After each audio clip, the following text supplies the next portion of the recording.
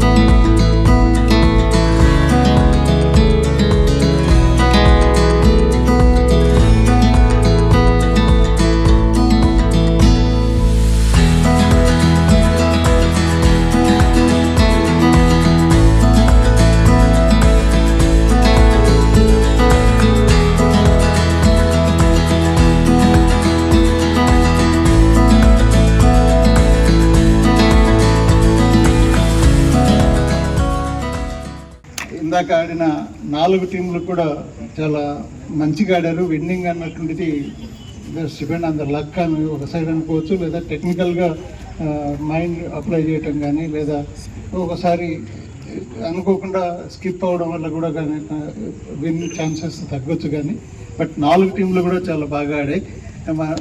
4 టీంల members అందరినీ కూడా మనస్ఫూర్తిగా అభినందిస్తున్నాను. అలాగే ఈ టోర్నమెంట్స్ ఇచ్చేసి ఆడినటువంటి అందరి క్రీడాకారులను కూడా మనస్ఫూర్తిగా అభినందిస్తున్నాను. అట్లాగే ఇందాక చెప్పారు కోచ్ గురించి. నాకైతే కోచ్ గురించి నాకు గేమే కొత్త. నాకు గేమ్కి సంబంధించినటువంటి కోచ్ కూడా నాకైతే ఐడియా లేదు. డెఫినెట్గా మనం ప్రయత్నం చేద్దాం. మేము కోచ్ దొరకకనే మంచి స్టేడియం దాన్ని డెవలప్ చేసి షూటింగ్ రేంజ్ స్టేడియం కోసం మేము కోచ్ కోసం వెయిట్ చేస్తున్నాం. ఇంకోటి అక్కడ బాగా డబ్బులు ఖర్చు పెట్టి దాన్ని కూడా తయారు చేశాం. Shooting range stadium 10 metres shooting range stadium అన్నది. తర్వాత ఇటీవల ఒక ప్లేయర్ని, ఇంటర్నేషనల్ ప్లేయర్ని, ఒక అమ్మాయిని కలిశాను నేను, నైనా జైస్వాల్ అని. ఆ అమ్మాయి కూడా టేబుల్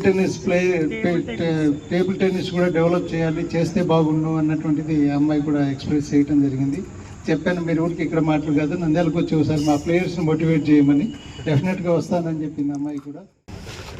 ఈ కోర్ట్ వేసేటప్పుడు నేను చాలా గట్టిగా ఇన్సిస్ట్ చేసి అడిగాను మా తోటి, లైక్ కృష్ణ అన్నని ఇంకా జగన్ అన్నని గట్టిగా అడిగాను, అన్న ఇక్కడ సింథటిక్ వేద్దామన్నా. సింథటిక్ వేసినట్టయితే వర్షాకాలం, ఎందుకంటే మేము ఎప్పుడు కలిసినా రైనీ సీజన్ వచ్చిందంటే చాలు ఈరోజు గేమ్ లేదు అని చాలా బాధపడ్డారు. సో అందుకని సింథటిక్ వేద్దాము, సో ఏ సీజన్లో అయినా బాగుంటాయి అన్నప్పుడు, లేదు సింథటిక్ వద్దు మాకు, ఇదైతే కొంచెం సస్పెన్షన్ ఉంటా అని చెప్పి ఈ కోట్ వేసుకున్నాం.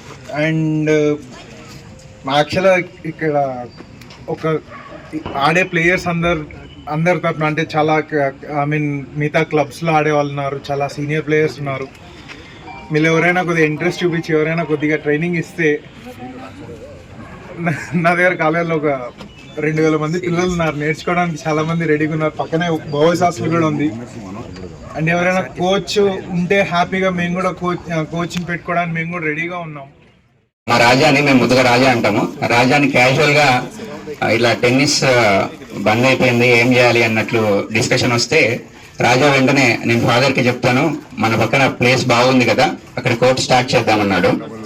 మేము సార్ని కన్సల్ట్ అయితేనే, sir without even a single doubt, అంటే కొద్దిగా హెసిటేషన్ కూడా లేకుండా, నంద్యాల లాంటి ఊర్లో ఇంత సెంటర్లో మాకు వెంటనే టెన్నిస్ కోర్ట్ అండ్ ఈ అకాడమీని స్టార్ట్ చేశారు. దానికి మేము సార్కి చాలా రుణపడి ఉన్నాము.